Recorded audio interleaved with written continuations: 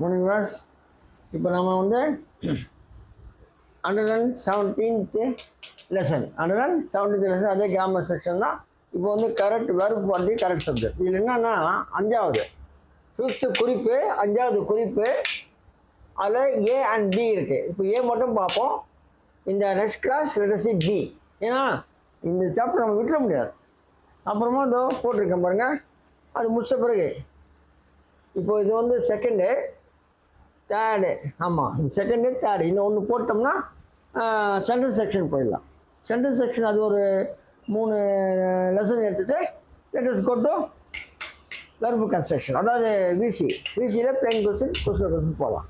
ஏன்னா எல்லாமே கொடுக்கணும். அடுத்தது அந்த அப்ஜெக்டிவ் லிஸ்ட் இருக்கு இல்லையா, அது என்கிட்ட ஒரு 200 லிஸ்ட் இருக்குது. அதை நான் அப்பப்போ ஒரு கிளாஸ் நல்லா கொடுத்துட்றேன்.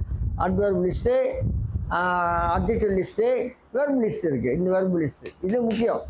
அது நம்ம அப்பப்போ கொடுத்துடலாம். பை நம்ம கொடுத்துடலாம். சரியா?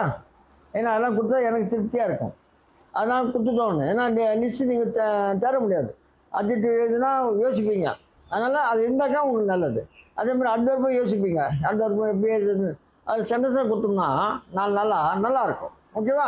அதெல்லாம் அப்புறம் பார்க்கலாம். எல்லாமே நான் கொடுக்குறேன். ஓகேவா? ரைட். பாருங்க, இது என்னன்னா குறிப்பு 5ல் ஏ இருக்குது, பி இருக்குது. இப்போ ஏ பார்ப்போம். இந்த next class letter C B. அது முடிச்சா அப்புறம் 6வது முடிச்சு நம்ம சென்டென்ஸ் செக்ஷன் போயிடுவோம். சரியா? பாருங்க, குறிப்பு 5, அதாவது குறிப்பு 5 ஏ. வாக்கியத்தில் சப்ஜெக்டுகள் வேறுபாடான பர்சனல் ப்ரொனவுன்களாக இல்லாமல் இருந்து, அங்கே இருந்து, அந்த போன கிளாஸில் இல்லாமல், அது இருந்து, இது இல்லாமல் இருந்து அவைகள் ஆர் அல்லது நார் உடன் இணைந்தால் அங்கு ஒருமை வெர்ப் பயன்படுத்தப்படுகிறது. எப்படின்னு பார்த்தீங்கன்னா, no nook or corner was left painted அப்படின்னா இது பேசிவில் இருக்குது.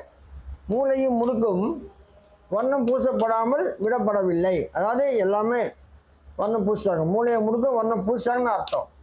Was left and painted. அடுத்தது okay, our sadness or happiness is due to our action. நம்முடைய துன்பமும் இன்பமும் நம்முடைய செயலின் காரணமே ஆகும். அதான் நம்ம செயலை பொறுத்து தான் அது இன்பம் துன்பம் நமக்கு வருது. அதாவது சேட்னஸ் ஹாப்பினஸ் வருது.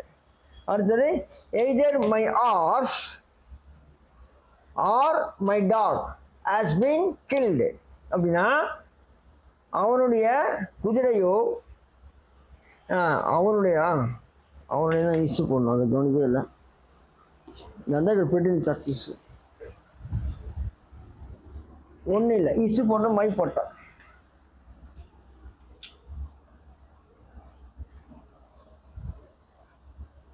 இசு எச்சை எஸ்.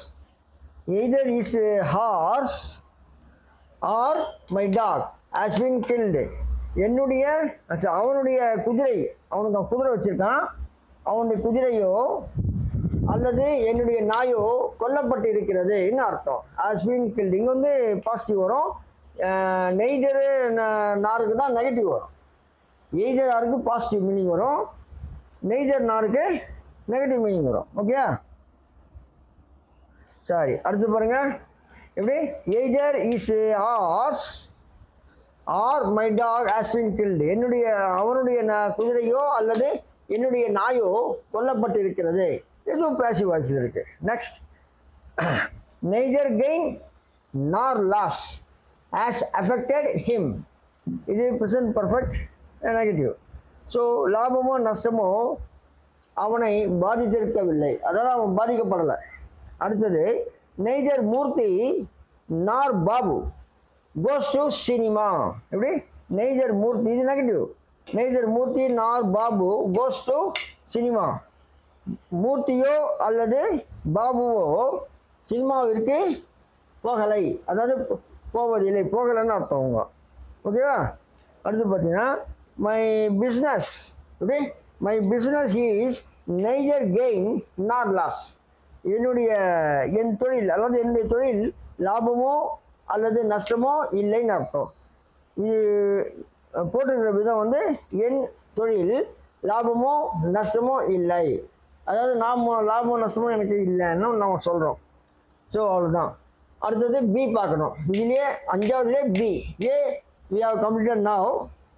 இந்த next class let us see B. B குறிப்பு. ஏன்னா எல்லாமே ஒன்றா கொடுத்துட முடியாது, நீங்கள் படிக்க நல்லா இருக்காது. அதனால் இதுவே ஜாஸ்தி, 3 தான் கொடுக்கணும், இல்லை 4 தான் கொடுக்கணும். இப்போ இது மொத்தமே இருக்கிறது 6 தான், அதனால் கொடுத்துட்டேன். ஓகேயா? சரி. So class is over.